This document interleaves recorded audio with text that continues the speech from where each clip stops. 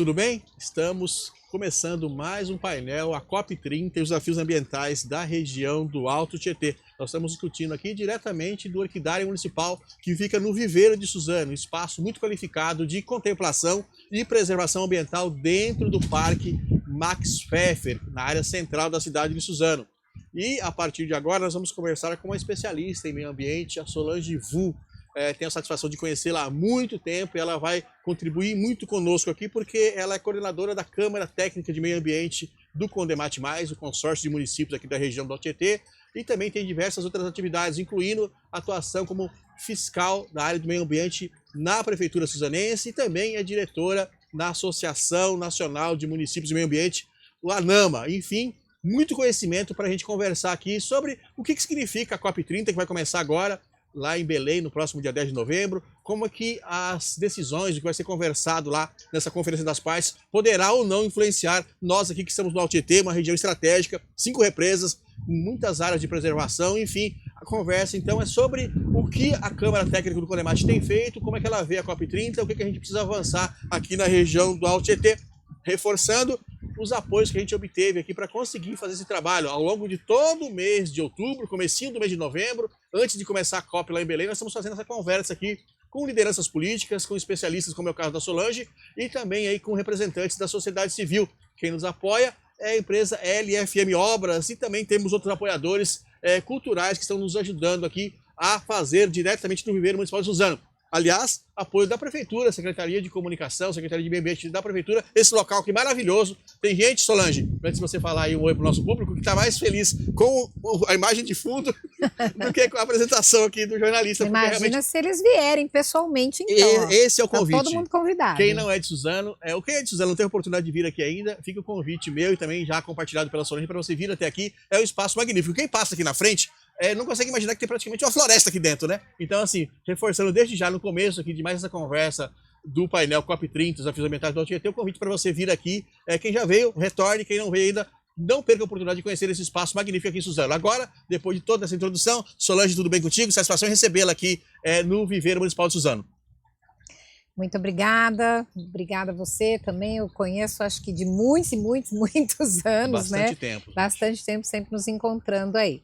E então eu coordeno, né, a gente, dentro de todas as minhas funções aí, que elas são meio que articuladas umas às outras, aqui eu dirijo a Secretaria de Meio Ambiente, né, a parte de fiscalização e licenciamento, e no Condemate, a forma que os prefeitos organizaram o consórcio é através de câmaras técnicas. Então, perfeito. Por exemplo, tem a Câmara Técnica de Saúde, a Câmara Técnica de Educação e a Câmara Técnica de Gestão Ambiental. E aí todos os secretários, diretores fazem parte, a gente fica com o corpo técnico, perfeito. Né? E como eu sempre trabalho em prefeituras, né, desde 2001, então eu sempre, desde a criação do Condemate, eu estive e sempre estou na Câmara Técnica. A gente... Falando diretamente dessa questão da COP30, né? A gente tem esse hábito de ficar tudo usando sigla, né? Exatamente. Então, a gente explicar um pouquinho também. Só um detalhe, antes de você pontuar sobre a COP30, que é uma sigla, detalhe para quem ainda não está afeito ao termo Câmara Técnica. A Câmara Técnica, você falou, olha, ela trabalha dentro do consórcio, que é um conjunto de municípios, e com especificamente a questão ambiental. Lá vocês recebem as demandas dos prefeitos, olha, eu tenho uma visão mais regional, o que é a Câmara Técnica do Meio Ambiente e o que ela faz? Então, na verdade, é duplo, né? Os prefeitos colocam questões para a gente avaliar, estudar profundamente, elaborar projetos, e a gente também, como técnico, propõe coisas aos prefeitos. Então, é duplo, né? Perfeito. Então, por exemplo, um problema que os prefeitos sempre trouxeram, desde 2017, né? Eu estava até em Guararema na época, era a questão do resíduo. Certo? Que o resíduo era uma questão muito importante. Então, nós fizemos fórum de resíduos, fizemos toda uma articulação junto com o governo do estado, conseguimos, junto com o recurso FEIDRO e com a FABAT, né, que é o braço executivo do Comitê de Bacias, elaborar o Plano Regional de Resíduos, e assim a gente vai indo. Então, tem hora que os prefeitos demandam e tem hora que os técnicos apontam a carência e trazem aos prefeitos a proposta, né? E assim vai. Então, a gente tem essa câmara contínua, ela tem elaborado muitos projetos para captar recursos, está sendo muito legal, porque a gente conseguiu, desde 2020, antes até 2017 já, para 2020 mesmo, que a gente não pagasse aquela contrapartida quando você vai pegar recurso FEHIDRO. Porque o recurso FEHIDRO é o Fundo de Recursos Hídricos, né, do Estado. Certo. Então, para você fazer os projetos, de alguma forma vão influenciar o recurso hídrico, que a nossa região, como você falou, é riquíssima, né? Nós somos área de manancial, temos aí o Rio Tietê, a APA da Várzea e tudo mais. A gente ganha muito, porque pensa bem, a gente faz o projeto pelo FEHIDRO, pelo CONDEMAT, consegue o recurso e não precisa dar o dinheiro da contrapartida. E vem para os municípios. Né? Então a gente já fez um projeto muito importante que foi para compensação financeira para os municípios com manancial. Certo. A gente conseguiu dele que o ICMS ambiental viesse para manancial, só que não conseguiu ainda tudo que a gente queria. Mas aí tá uma conversa antiga, já que você falou agora no começo da entrevista, do painel, Solange, vale só reforçar sobre isso. Porque faz pelo menos 15 anos que a gente trabalha ou fala sobre essa necessidade dos municípios aqui da região do serem compensados.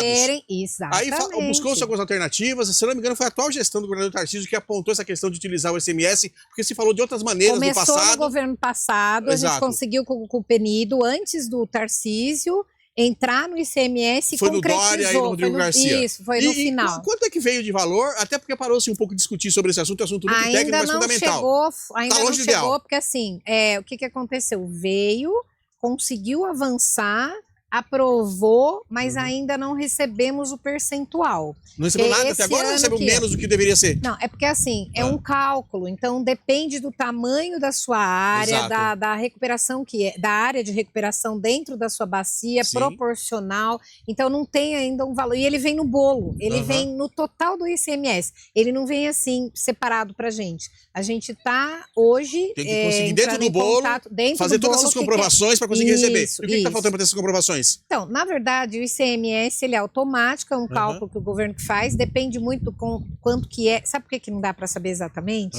Porque depende do quanto é arrecadado do ICM. Certo. Então, assim, se eu arrecado 1 milhão, esse 1 milhão, X parte dividido por tantos, é isso. É isso. Então, eu não tenho assim, eu recebo R$1 por metro quadrado de manancial, entendeu? É um bolo. Mas o que eu quero dizer é o seguinte, a gente conseguiu isso, mas não conseguiu ainda a compensação financeira para os municípios produtores de água dentro de manancial, que a lei de manancial manda. Então, hoje nós continuamos na briga como CONDEMAT dentro do Conselho de Recursos Hídricos. Porque então caberia 2 apoios. Claro, isso foi o mínimo que eles fizeram, que é uma coisa, reconhecer que você tem uma área protegida, porque antes era só unidade de conservação. Sim. Então, quem tinha o Parque da Serra do Mar, né, tinha lá a porcentagenzinha que não é alto. Vai. Agora, quem tem área de manancial também ganha, mas é uma parcela ainda mínima. O que a gente precisa mesmo é a compensação verdadeira pela lei de mananciais que é exigida. A gente já fez algumas contas jornalisticamente aí, Solange, nosso público, e o valor seria bem relevante se fosse pela compensação, falando aí alguns milhões para as cidades envolvidas. Agora, o royalties da água que eles fazem, exatamente né? isso. Que ele dá esse nome aí. Diante do que você está compartilhando com a gente aqui, ainda está longe disso acontecer. Tá. Então, o que eles fizeram? Mobilização política, mobilização técnica? Falta regulamentação, porque é o Estado que tem que fazer isso, né? A gente, como CONDEMAT, pegou o recurso FEHIDRO, contratou a FIP, fez todo o estudo e apresentou. Só que agora realmente falta normatizar isso. Como é que você vai fazer isso? Em que lei, como, né? A Sabesp que abastece, é dentro da taxa da água, por onde que vem? Então, esse tema foi montado agora um grupo novamente dentro do Conselho de Recursos Hídricos. Um grupo só para falar de compensação financeira, que nós estamos lá. Com estudo do CONDEMAT, com a FIP, e lá para agora ir. Então, acho que agora com o momento político, acho que é favorável também, né? E é reconhecido, porque agora com a questão de mudanças climáticas, por que a gente fala tanto dessa compensação financeira? Os municípios têm muita obrigação de fiscalizar. Não podem ter um desenvolvimento econômico normal. Vamos comparar a Salesópolis, né? Por isso que é justa a compensação. E aí, para pagar já pensou, para pegar essa compensação e pagar o produtor rural, pagar aquele proprietário para ele manter a floresta em pé. Porque ele também não vive de brisa, Exatamente. né? Então, assim, aí começam os parcelamentos, quando você vai ver o que está acontecendo, a pessoa vendendo os pedaços, porque ela não consegue sobreviver daquela terra. Então, não adianta só você... E o município é obrigado a fiscalizar, né? E só que ele... com o recurso, hoje a gente tem o grupo de fiscalização integrada, Tem que feito um saiu da trabalho lei, muito tem feito interessante. muito bacana, muito interessante. Suzano, nós tivemos mais de 40 áreas já fiscalizadas e muito efetivas, né? Conseguimos barrar muita coisa do início. Mas não é o que está falando a lei. A lei fala que você precisa, sim, ser compensado, porque produz o maior bem que a gente tem, que é a água, né? Não, inacreditável. Então é essa uma compensação não guerra está que nós estamos, e acontecendo o ainda. Condemate está firme nisso, né, com os municípios, e continuamos lá. Agora, a Câmara Técnica, então, faz isso. Ela vê as oportunidades, vê coisas importantes, muito interessante, porque a gente troca, são todos os municípios, então a gente troca essas boas ações que um faz, que o outro faz, a gente divulga, é uma família. A gente brinca, é uma Câmara lá que é uma família, todo mundo se apoia, e aí, juntos é verdade que a gente é mais forte, juntos, Perfeito. né? E aí a gente trabalha, então, dessa forma fazendo. Então, voltando agora, pegando um pouquinho do gancho da COP30, né? Esse é o ponto. A questão, assim, só reforçar para quem está nos acompanhando, nós estamos fazendo ao longo do mês de outubro uma série de painéis falando exatamente sobre a correlação entre a COP30, que vai começar no dia 10 de novembro lá em Belém, e as necessidades, especificamente aqui da região do GT, que é onde nós estamos desenvolvendo esses painéis. Agora, olha só, a Solange deu só um recorte aqui da importância, das dificuldades, desafios que o consórcio, a região tem. Esse assunto sobre a compensação pelo uso da água existe pelo menos há 20 anos. E ela acabou de detalhar aqui que ainda tem muita coisa a ser feita para que a região realmente receba a compensação. Isso. Agora, Solange, aonde é que entra a COP30? O que é a COP30? O que a região especificamente pode esperar ou sonhar? Ou a COP30 é a questão mais restrita aí a autoridades internacionais e acaba não chegando nada aqui para compensar quem está com dificuldade ambiental em Biritiba, Salesópolis, Arujá, etc. Então a gente tem que ter essa clareza, é bem legal isso que você está falando, e a gente vai voltar um pouquinho no tempo, lá na Eco 92, que acho que todo mundo, de alguma forma, ouviu falar, né, que lá em 92, no Rio de Janeiro, teve uma reunião da ONU, da cúpula, né, das partes que a gente fala, que todo mundo, as nações, né, os países que compõem a ONU, e lá em 92 já começou, a gente falava muito de meio ambiente. Exato. Já, né, por isso era uma novidade para muita gente e tal, mas lá em 92 já começou a apresentar uma questão de variação do clima, lá em 92. E aí lá saiu essa necessidade de você ter uma COP, quer dizer, você ter uma reunião de partes, uma cúpula, né, de nações, mas a gente está falando de países, né, de nações mesmo. Então, não dos municípios em si, mas dos representantes dos países. Mas é uma necessidade de tomada de decisão muito grande, daquela mudança, por exemplo, nós vamos ficar consumindo petróleo ainda, a gente vai ficar consumindo combustível fóssil, que isso já está falando que isso contribui com o aquecimento. Não, nós vamos mudar, nós vamos incentivar o biocombustível, ou energias renováveis, uso de tal. Isso são decisões macro, né? Tanto que os Estados Unidos saiu, né? Ele estava no Acordo de Paris, depois ele sai, nem vem para a COP esse ano, porque ele sai, mas assim, o que a gente precisa entender? A COP, que agora vem para o Brasil, começou em 92, e o Acordo de Paris, eu acho que de 2015, né, que é uma coisa marcante, importante, foi aonde eles estabeleceram um cronograma, tá? Até quando que nós vamos fazer isso? E aí mudança de matriz energética, que é isso, né? Nós vamos ficar o resto da vida assim, né? Nós vamos... Agora, uma coisa que eu acho fantástico que está se discutindo é justiça climática, porque quem mais sofre nas mudanças climáticas são as pessoas de baixa renda. Quem está na ponta, nas ocupações, onde tem os deslizamentos, ou quem está no semiárido, quem está já nas inseguranças hídricas aí, seja em favela, né? Seja nas periferias das cidades, mas são coisas macros. Financiamento. Da onde vai vir dinheiro para a gente conseguir fazer a adaptação que a gente precisa? Porque a gente tem que se adaptar ou a gente sucumbe. né? Então a gente já está trabalhando com adaptação. Você acredita, Solange, que nessa COP30 fala-se aí de trilhão, que seria o valor necessário para poder conseguir financiar isso? Vai vir de algum lugar essa grana? Então, aí que tá. Quem que vai financiar? Da onde virá isso? Tudo bem? Fique à vontade. Então, mas assim, aí que tá, não somos nós aqui. Lá o fundo internacional vem dinheiro da onde? De quem já gastou tudo, quem já não tem mais floresta, paga para quem tem, aonde? Como é que é? Então, o que a gente precisa entender? É um momento muito especial esse ano e o Brasil sediar, principalmente por causa da nossa Amazônia, né? Sediar essa COP. Mas as ações precisam ser locais e contínuas. Eu não vou trabalhar só no ano que é da COP. Então, o que a gente fez como região desde o ano passado? A COP já está definido que é aqui no Brasil há vários anos atrás, né?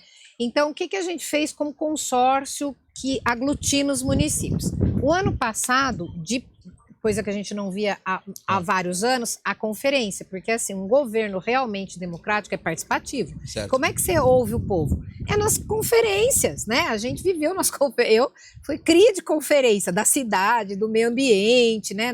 Nos anos 2000, né? Que depois do Estatuto da Cidade, aquele negócio florescendo e tudo.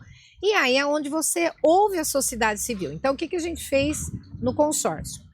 A gente, quando lançou, o Ministério do Meio Ambiente lançou que ia ter a conferência, né? Já lançou o regulamento da conferência, ele lança lá e fala, ó, tem que ser nos municípios, a partir de tal. A gente já falou, não, nós já vamos fazer esse ano. Por que a gente pensou? Em junho. Se antecipou.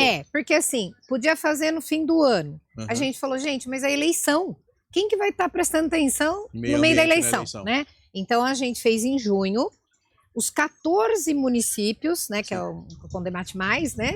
Os 14 municípios reuniram os conselhos de meio ambiente municipais, que já estão com a sociedade civil, envolveram os conselhos e todos foram participar. Foi no dia 30 de junho do ano passado. Sim. E nós fizemos um sábado, foi lá no Senforp. Enchemos lá, ficamos o dia inteiro lá no evento, foi no Senforp e depois na escola, né? Daí nós nos dividimos lá. Então, assim, lá nós discutimos com justamente a transição ecológica, climática, que era o tema da conferência, o que a gente queria para a nossa região, mas o que a gente queria levar.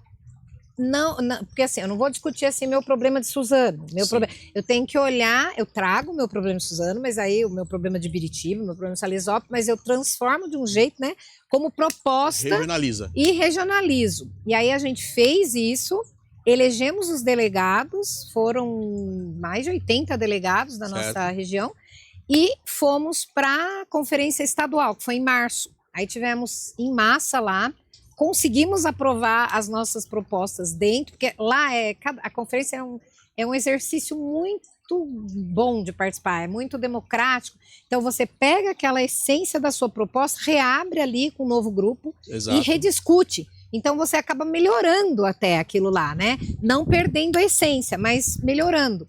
E aí a gente conseguiu, daqui da região, eu fui eleita como delegada da região, é votado, né? As pessoas votam. E o Alisson, que é nosso secretário da Cooperativa Univense, de catadores aqui, de Suzano. O Alisson tá para vir aqui na próxima semana ou na outra. Politiza. Ele fez um show lá na conferência, lá em Brasília. Ele, além de ser o único negro, né, ainda era representando os catadores, e a gente teve muitas propostas voltadas à questão da coleta seletiva e o incentivo de catador. E aí fomos para Brasília. Em maio, ficamos lá a semana toda brigando positivamente, né? Debatendo e defendendo nossas propostas, e conseguimos ver as nossas propostas trazidas, a essência delas lá. E aquele material todo da conferência, material Marina, todo, Solange, está falando o quê? São as 100 propostas, são 100 propostas, mas as 10 eleitas, né? Que são 10, são 100 propostas eleitas, e 10 são as mais importantes que o governo pega na mão como prioritárias para brigar, para implantar. É da região? É do estado? A 100 é do Brasil. Perfeito. Né? E aí, só que assim, e aí lá dentro tinha propostas da região inseridas. Isso, por exemplo, a gente falou de ter uma brigada, porque a gente tem os incêndios, e a gente tem local, por exemplo, tem um incêndio, quando começa incêndio, dá um incêndio em Guararema, um em Salesópolis, um aqui, o bombeiro vai aonde? É um bombeiro só.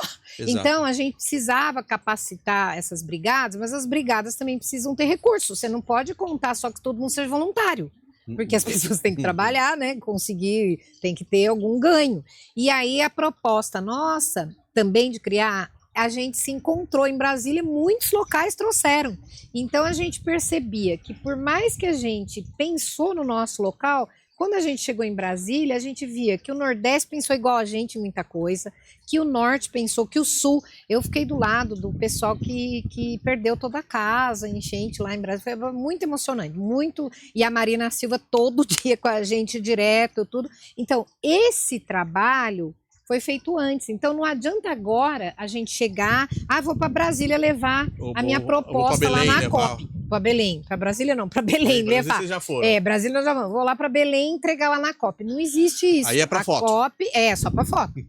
Então, também, acho que todo mundo está vendo, tem muita dificuldade de alojamento, vai ter navios, vai ter um monte de coisa, mas existe também, aproveitando a COP, a cúpula fechada, que ninguém entra, né? Só quem é credenciado já que está lá. Existe muito evento paralelo lá. Certo. É até interessante mesmo de quem conseguir, porque é um ganho, né? A ANAMA mesmo vai, a ANAMA Mulheres, que eu diretamente participo também, vai estar lá com uma painel, com vários trabalhos, mas nesses eventos que vão acontecendo simultaneamente, Solange, mais um detalhe importante para a gente deixar claro para quem está acompanhando, porque eu, quanto jornalista, quanto cidadão, quanto pai, você também como especialista, com uma expectativa muito grande em relação ao que vai acontecer com a COP, só que, por outro lado, também tem um certo pessimismo. É só conversa, reunião de chefe de Estado e não vai sair nada de concreto. Por exemplo, olha, nós apresentamos aqui da região a proposta de ter uma brigada contra incêndio, que também coincidiu essa proposta sendo apresentada aí por pessoas ou por lideranças de outras regiões. Qual é a possibilidade, qual a expectativa, agora você falando com um especialista, de o governo federal, ou seja lá quem quer que seja, verificar que existe a necessidade de mandar recurso para o Alto Tietê, para o Condemate, instalar essa brigada e também, de repente, colocar em prática outras prioridades. A possibilidade de 1 a 10, como jornalista pessimista, eu acho que é 0. Agora, assim, dá a tua posição e como é que, mesmo que seja dificuldade, porque todas as regiões do Brasil querem, como fazer esses recursos chegarem aqui? Seja por meio da COP ou por outro meio, pelo Ministério. Primeiro, ele precisa criar esse canal. Então, assim, no estado de São Paulo, a gente tem um fundo, né, que é o de recursos hídricos, mas eu sei regra, eu sei o que eu posso pedir, eu tenho prazo, eu tenho o comitê de bacias, que existe, que eu sou todos os membros, inclusive todos os municípios nossos do Condemate são membros, né, tem cadeira. Então, eu conheço as regras, eu sei o que está faltando isso. Está faltando regulamentar esse fundo com as regras claras. Como que eu acesso... Estadual ou federal? Eu penso que, nesse primeiro momento, federal. Porque o FEIDRO que você estava falando agora há pouco, tem como chegar. Exato, estadual. O FEIDRO é estadual. Ou não tem como se chegar no fundo federal, seria isso? Porque nem tem. Não tem ainda. Não tem nem acesso. Então, assim, está tudo criando. Então, o que a gente quer é que efetive isso, que exista esse recurso, que pode ser, que a gente fala, que daí o governo federal que vai saber da onde que ele vai receber o recurso para pôr aqui, certo? Se ele vai receber de fundo internacional, é por isso que a gente está tendo essa COP. Perfeito. Então, assim, o Brasil tem a Amazônia, e que é um pulmão do... Ainda é, né? A gente tem muito problema já de clima por causa do desmatamento mesmo da Amazônia, né? Que é regime de vento muda e a gente tem problema. Mas ainda a gente está numa situação boa para o mundo. Então, assim, já que eu preciso receber do mundo, né? Alguma coisa, né? A gente fala que é o princípio do poluidor pagador, né? Quem já tá a pagar. Então, assim, o governo federal não tem um dinheiro infinito. Ele tem dinheiro para saúde, para educação, para não sei o que, mas o cobertor sempre é curto, né? Exato. Então, como que será esse fundo internacional que alimentará o fundo nacional que a gente acessa? Isso, Solange, você acredita que sai dessa COP? Então, eu acho que sai. A formulação do internacional que alimenta o nacional, pelo menos isso sai? Eu acho que isso deve sair, eu acredito que isso deve sair. O que eu não estou otimista é a questão da mudança energética de uso, né, que são coisas maiores que eu preciso, porque os Estados Unidos é muito importante e forte nessa conta. E se ele sai, eu não tenho como cumprir as metas mundiais ele não estando. Aí continua, né? De novo uma luta, então, continua, por fora para se conseguir esse consenso. Então, assim, tem várias pautas. Eu penso que a justiça climática tem que avançar muito. O que é a justiça climática? É vir de novo, recurso, porque a gente, habitação nesse país está difícil. Então as pessoas caminham para a área de manancial, caminham para a beirada do rio, caminham para a encosta, não é porque elas gostam, não tenho o que fazer, eu vou lá. Por falta de alternativa. Então vários programas podem vir, mas o que eu penso é assim, um fundo com recurso, regra clara, né? Para você como você chegar. Porque, não pode abrir o prazo e o projeto fechar em 3 dias aí. Não, daí não vale. Que nem eu falo, eu elogio, e principalmente agora com a gestão do comitê, desde que a FABAT, a Fundação Agência de Bacia, tem uma presidência que foi escolhida por qualidade técnica e tudo, não é mais indicação, né, política. Sim. Ela melhorou muito como braço executivo e a gente tem feito uma parceria tão grande que você viu que o Vanderlon, ex-prefeito de Salesópolis, ficou presidente do Comitê de Bacias por 2 anos e agora o Rodolfo, prefeito também de Salesópolis, que é bem emblemático, né, nascente do Tietê, inclusive, continua. E a gente tem trazido muito recurso do FEIDRO para a bacia. Só do conselho, só no nosso consórcio, a gente fez com o IPT, a gente fez o estudo da água subterrânea, Brás, porque está agora sem segurança hídrica. Um ano chove muito, já tem a previsão que a gente vai entrar em período de estiagem novamente. Exato. E aí os agricultores, nós somos cinturão verde, e aí o agricultor, nossa, é hortaliça, que consome água pra caramba. Então, o que a gente fez? Estudar como que está a água subterrânea, sorte e pelas condições, está de qualidade boa e tem uma quantidade razoável. Nós somos rocha magmática, né? Origem de vulcão aqui. Nós não temos aquela questão do arenito que forma aquelas lençóis de água que nem, né, caudalosa. A gente tem veios. Mas esse estudo foi muito legal, porque daí o produtor rural ele consegue saber dentro do terreno dele aonde que ele consegue água.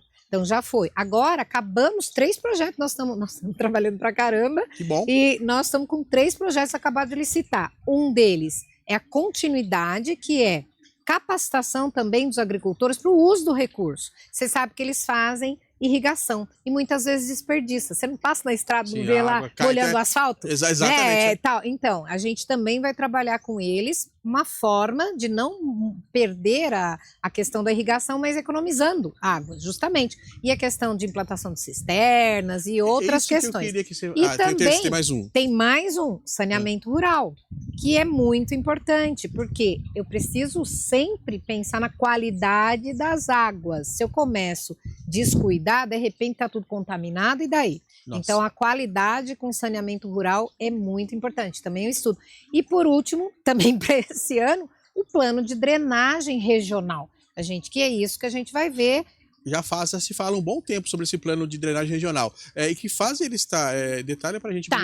Então, esse plano... O dinheiro já está liberado, já foi contratado a empresa, quanto tempo vai levar para fazer? Então, o plano, ele tem 1 ano e meio, foi contratado agora, maio, junho, deixa eu ver, nós estamos em outubro, não, mais para frente, acho que foi julho, porque daí é a parte mais burocrática, julho e agosto, agora há pouco tempo. Foi contratado a empresa e ela vai... Então, por que o plano regional é importante? Nós somos municípios conurbados, nós somos tudo emendados, né? A gente sai de Mogi e se não tiver a placa, você não sabe mais se está em Suzano. E aqui, lá no Badra, que você vai, você não sabe se você está em Poá, Ferraz, Sesc, ou Itaquá, Poá, Sesc em Suzano, já cai lá, agora que tem o shopping em Itaquá, então tá tudo junto e misturado. Tudo junto misturado. E aí o Rio Jaguari poluído ali no meio. Poá, né? Você está em Ferraz, dependendo do Guaió aqui também. Então, assim, é muito importante porque tem obras, né, que a gente vai precisar fazer que são regionais ou ações que são regionais, Então, esse estudo, o plano não é a obra, né? O plano, como a gente está falando, é o plano, é o estudo que vai apontar o que vai precisar ser feito, para daí pegar recurso feito também fazer. Então, ele tem 1 ano, eu creio que não chega a 1 ano e meio, né? O tempo para a execução desse plano, e ele vai apontar as futuras obras. E daí, como ele já vem dinheiro do FEIDRO, a obra que ele apontar, você já vai para o FEIDRO de novo e pega para fazer aquela obra. Isso que você falou agora há pouco, Solange, que precisa de mais recurso, que teria que vir do Fundo Internacional ou de um fundo nacional para que essas obras sejam feitas mais abrantes. Porque, por exemplo, eu não posso ficar fazendo posso arrumar encosta com dinheiro do FEHIDRO.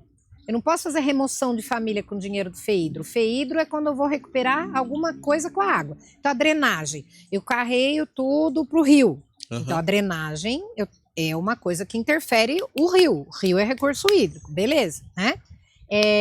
Mesmo o grupo de fiscalização integrado, nós conseguimos carro, drone, computador, tudo para os municípios. Mas eu fiscalizo a área de manancial, produção de água, recurso hídrico, né? Perfeito. Agora, eu quero fazer o plano de adaptação mesmo, de risco. Eu quero ver a questão do risco, remoção de família, comprar nova área, mudar. Eu não consigo fazer com dinheiro do FEHIDRO. O FEHIDRO é para aquela situação específica, né? Mas então, esse é o ponto, até porque a gente já estamos passando de meia hora, mas esse é o ponto que eu queria que você falasse, compartilhasse com o nosso público aqui, Solange. Se houver possibilidade de der tudo certo na COP30 e aparecer a médio prazo, vamos dizer assim, até o ano que vem, alguma possibilidade de financiamento concreto para se colocar em prática projetos que vocês estão fazendo pelo FEHIDRO. Além disso que você já falou, o que seria fundamental? 5 ações fundamentais de obras na região do Tietê que, se você tivesse dinheiro e poder de decisão no CONDEMAT, vamos começar a fazer agora. Quais seriam essas 5 ações? Então, eu acho que, na verdade, não penso em obra. Eu penso no plano de adaptação climática mesmo. Tá, para quem é leigo, Tá. o que é um plano de adaptação climática? Primeiro, Tá mó frio aqui hoje, né? Apesar que estamos chegando perto do verão, né?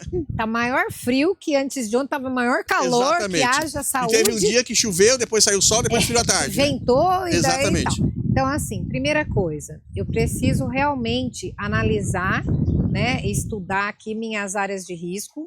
O plano de adaptação é exatamente primeira coisa. Eu tenho que ter um plano de risco regional, né? Porque eu posso até ter municipal, mas entender da regional. Mas deixa eu dar um exemplo para você. Remover? Ferraz tem 50, 60 ou 70 áreas teoricamente ocupadas que dependem de regularização. Essa situação de Ferraz, como é que faz? Tira a cidade de um lugar e coloca em outro? Só para dar assim, a grosso modo. Não, eu acho que assim, dinheiro para regularização fundiária seria... Começaria a resolver esse problema lá. Porque a regularização fundiária, você consegue trazer melhorias naquele local, sem inclusive resolver risco. Eu não digo um risco absurdo, risco que esteja muito, que é questão de remoção. E também remoção, eu vou remover para onde? Eu preciso comprar uma área, eu preciso construir. Então eu penso assim, que uma coisa básica para a gente, para não ter morte, né, para não ter essa, seria um dinheiro investido justamente para essa questão de habitação.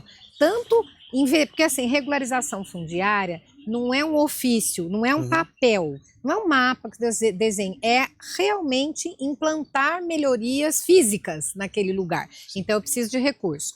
O plano climático apontaria essas necessidades? Apontaria total. Toda a região? Toda a região. Ferraz, Salesópolis, Sim, Mogi, Suzano. Toda essa região. Depois, a questão também do resíduo, viu, gente? Porque a questão da coleta seletiva, que é uma questão que a pessoa poderia muito bem hoje. Então, se o Brás perguntasse para mim, Solange, o que as pessoas que nos assistem podem fazer para contribuir para não ter mudança climática? Coleta seletiva. Porque ainda nossa maior quantidade vai para aterro. Hoje não é lixão, é aterro, mas continuamos gastando uma fortuna para mandar resíduo que é reciclável. Não é confortável, né? Solange, para muitas cidades continuar... Educação ambiental entra nesse plano de mudança climática. Teria além do que já tem hoje. Porque não é confortável, pelo menos a nosso ver, assim, infelizmente não está sendo confortável para muito município de exportar lixo. A consciência tem que vir minha, das pessoas que continuam não separando e não colocando lá o dia da reciclagem correto, misturando tudo, mas também o poder público poderia ter outra postura. 90 quilômetros, a gente tem coleta seletiva, caminhão que passa coletando, que reduziria tudo, esse material transportável. E a pessoa ainda não separa.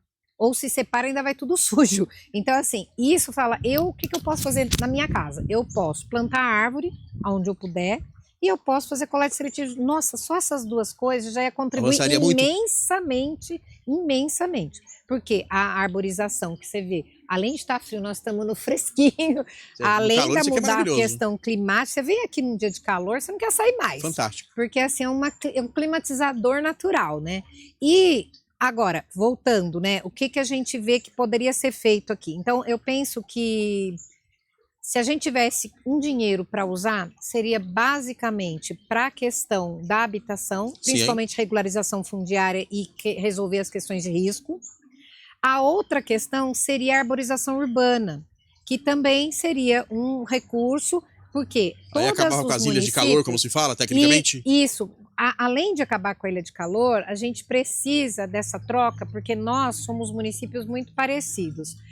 Pode ver Mogi, Itaquá, Suzano, a gente discute no Condemate, todo mundo está com os mesmos problemas. Nossa arborização urbana é da década de 70, 80, que não tinha um critério. Então, assim, plantava a espécie que não deve, exótica, com enraizamento errado e tal, e daí a gente não cuida também.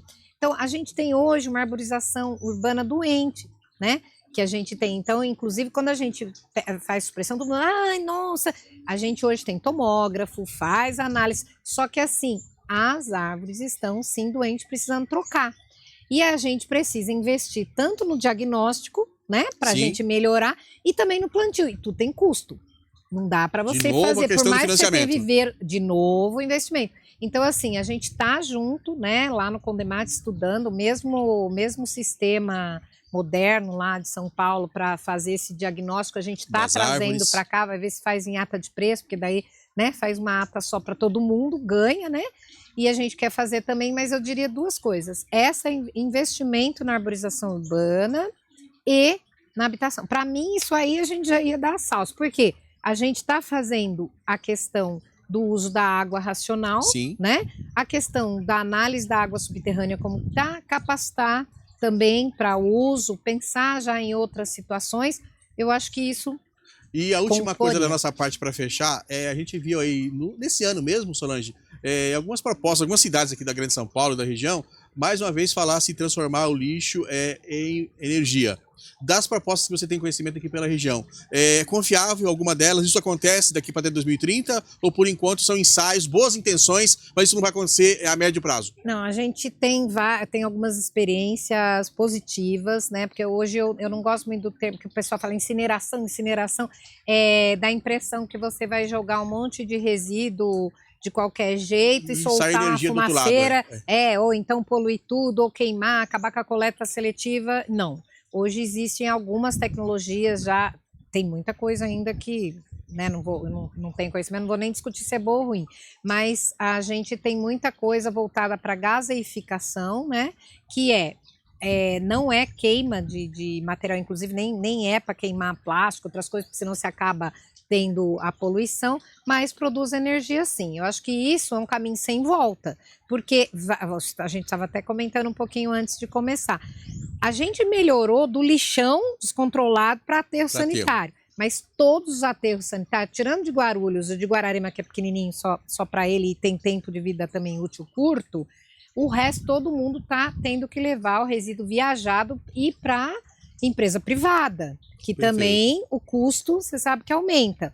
E eles, além ainda de produzir o gás do efeito estufa, que se produz mesmo fazendo o aterro controlado e tal, a gente acaba enterrando dinheiro, né? Então, isso não, é um caminho, acho que sem volta, porque todos os aterros que a gente utiliza também tem vida útil. E vai aonde que você vai começar? Não tem mais espaço para fazer outros novos. Não tem mais espaço. Então, a tecnologia, acho que a CETESB tem estudado muito, tem licenciado coisas muito interessantes. Suzano mesmo tem no contrato tem um projeto de gaseificação. Ele vira até 2030, pelo que você tem conhecimento técnico? O nosso tempo é tempo de licenciamento, né? Então, assim, o licenciamento, que é a CETESB que faz, eu acho que também evoluiu muito, né? Porque, assim, os parâmetros que ela analisa e tudo, o tempo é tempo de licenciamento, não é um tempo que a gente coordene, né? Porque o licenciamento é meio isso, né? Licença prévia, manda funcionar, vai testando, vai instalação, vai medindo, né? Vai ajustando, mas eu penso que não tem muito recurso. E outra, ele não briga com a coleta seletiva, né? Esse modelo, né? Ele tem todo o incentivo para a coleta seletiva e principalmente o orgânico que vai para produzir o gás, né? Uma última coisa, eu perguntei sábado, quem participou conosco lá em Guararema, até porque teve a inauguração de um parque muito legal lá, a gente teve a oportunidade de fazer lá, por questão de agenda, o presidente da Lesp, André do Prado, eu perguntei para ela, eu vou perguntar para ti também, Solange. Como cidadã, como especialista em meio ambiente, no caso, eu como jornalista, também como cidadão, o Gabriel que está aqui viabilizando esse nosso trabalho, também jornalista, você pode afirmar hoje, enquanto especialista, enquanto cidadã, está fazendo o máximo possível em relação a essa questão de conscientizar e trabalhar em defesa da natureza e do meio ambiente? Ou pode ser que daqui a 10, 20 ou 30 anos, um parente teu venha falar assim, nossa, lá atrás o pessoal só falava e não fazia. Ou você dorme tranquila, enquanto cidadã, enquanto especialista, eu estou fazendo tudo o que é possível, com as restrições políticas, financeiras, a gente sabe muitas delas. Mas assim, você está tranquila ou de repente, eu poderia conseguir fazer mais do que eu estou fazendo hoje, e nós, como um todos, poderíamos conseguir fazer mais como formadores de opinião? Eu, pessoa, Solange, estou fazendo minha parte, né? Eu falei que eu trabalho, eu estou no Comitê de Bacias há 28 anos, ininterruptos, coordenando agora a lei do Guaió para criar nova bacia, que é muito importante ter lei específica daquela bacia, porque daí eu posso, como município, emitir meus alvarás, fazer meus licenciamentos, ter controle, né? Coordena a Câmara Técnica, que a gente... todos esses trabalhos não são com salário nenhum. O meu salário é da Prefeitura de Suzano. Lá, você é praticamente Estou na NAMA Mulheres, sou secretária executiva da NAMA Estadual, que tem cadeira no Consema, que traz essas pautas importantes, que tem um diálogo com a CETESB, a gente consegue trazer as coisas para discutir. Temos uma parceria aqui na Prefeitura com a Secretaria de Educação. Você vier às terças e quintas aqui, tem criança, passando todas as crianças de 5º ano sendo conscientizadas, tem um trabalho justamente voltado para a mudança climática, eles plantam, eles têm a aula, né? Tem a parte pedagógica do processo. Então, assim, eu penso que eu já vim, né? Você me conhece, eu vim de ONG, fui do Grupo Ecológico, fundadora, né, do Grupo Ecológico Nascente do Tietê, sou bióloga de formação, e penso que a gente tem trabalhado um pouquinho, que a gente contou, dá para ficar conversando dias aqui de serviço, de trabalho. Eu acho que aqui em Suzano eu estou muito feliz com a gestão desde o prefeito, do nosso sempre prefeito Rodrigo, né, e agora com o prefeito Pedro Wisch continuando, o meu secretário André Chiang, porque assim, em 8 anos, o que Suzano mudou? A gente tem, assim, recebido, né, a gente está como premiação do governo do estado, dentro de todos os GFI, que são os 39 municípios, Suzano é o que mais fez ação, são 40 ações, né? A gente também tem a coleta seletiva, a central de triagem nova cooperativa, com repasse financeiro, que eu sempre quis, né? Trabalhou por isso. Digno. Então, assim, acho que a gente está fazendo a parte, sempre tem mais coisa, mas o meu dia é bem longo e trabalhoso. Mas, assim, a gente sempre se cobra, né, Braz? A gente sempre tá... Eu brinco com a Mara, secretária do Condemate, a Mara tá para tirar o CREA. Ela é jornalista, secretária executiva do Condemate, mas ela que faz os projetos comigo e a Legal, gente que sabia, tá não? lá, né? Então, assim, a gente lá, o Condemate também tem se esforçado, acho que tem feito um bom... A gente tem sido destaque para o governo do estado, como organização, como, né, sempre lá, não só pedir, né? Isso que eu acho bacana. Você chega com trabalho, né? Porque você chega lá para o governo pedinte, não. Você chega, ó, eu tenho um projeto, você me financia, né? Mas o projeto é meu, né? Então, eu acho que, mas nunca está satisfeito, né? Vamos continuar, acho que a gente... E esse tipo de conversa, eu acho que é muito importante, é uma educação ambiental, né? Porque às vezes a pessoa está lavando louça escutando. Exatamente. Está fazendo uma janta, está escutando. E se a gente puder reforçar, né? Tudo que a gente faz, acho que é pouco pela velocidade da alteração climática que a gente está tendo, mas é o que a gente tem. Esse é um dos objetivos aqui do painel COP30, os desafios ambientais do Alto Tietê. E Solange, você contribuiu de maneira muito relevante, ou está contribuindo de maneira muito relevante para a gente fomentar esse debate. Antes da gente entrar no ar aqui, a gente estava falando que infelizmente teve um período há 10, 15 anos atrás que meio ambiente era meio moda, todo mundo queria falar sobre o assunto, e a gente está vendo agora na prática, com muita gente morrendo, muita gente sofrendo, que não deveria ser só moda, deveria ser uma preocupação em tempo integral de todo mundo, das autoridades, essa dificuldade de licenciamento ambiental, dificuldade de financiamento, isso vai ser superado. Então, assim, a nossa contribuição aqui, enquanto veículos de comunicação, e só reforçando, essa entrevista que a gente fez aqui, eu está fazendo com a Solange, você vai poder ver aí no YouTube do Instituto Braz Santos, e também teremos os recortes no Em Pauta, no Braz 365, 2 portais que estão prestigiando e apoiando esse nosso trabalho aqui. E nós vamos dar sequência nas próximas segundas-feiras até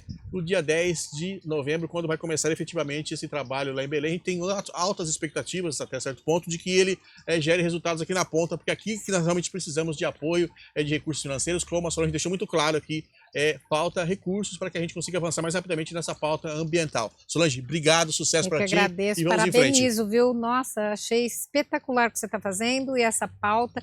Tem que ser assim, gente, tem que ser a conversa do dia a dia, conversa o café, né? A conversa tem que estar integrando a gente durante o dia, né? Exatamente, parte. porque nós temos um compromisso com as próximas gerações, né? Se falharmos agora, a conta chega para quem vai vir aqui adiante de nós, e isso não é objetivo, por isso essa conversa aqui. Mais uma vez, muito obrigado, Solange. Então, nos acompanhe aí no Brás 365, no Em Pauta, também no portal ou na página do Instituto Brás Santos, no YouTube, enfim, também teremos conteúdos dessas entrevistas, desses painéis do Jornal Oi. Estamos procurando ampliar o máximo possível para que muitas mais pessoas aí tenham essa consideração que a Solange acabou de pedir. Tem que ser uma conversa do dia a dia, com ação também no dia a dia, para a gente ter aí uma preservação ambiental maior. Vale só complementar que esse conteúdo, esse painel é um oferecimento da empresa LFM Obras, que está nos ajudando, viabilizando toda a correria, porque quem está assistindo acha que é simples, mas assim, é equipamento, é estrutura, é carro, enfim, a gente está conseguindo aí com esse apoio fazer esse trabalho, contribuindo para a conscientização ambiental. Nós vamos em frente.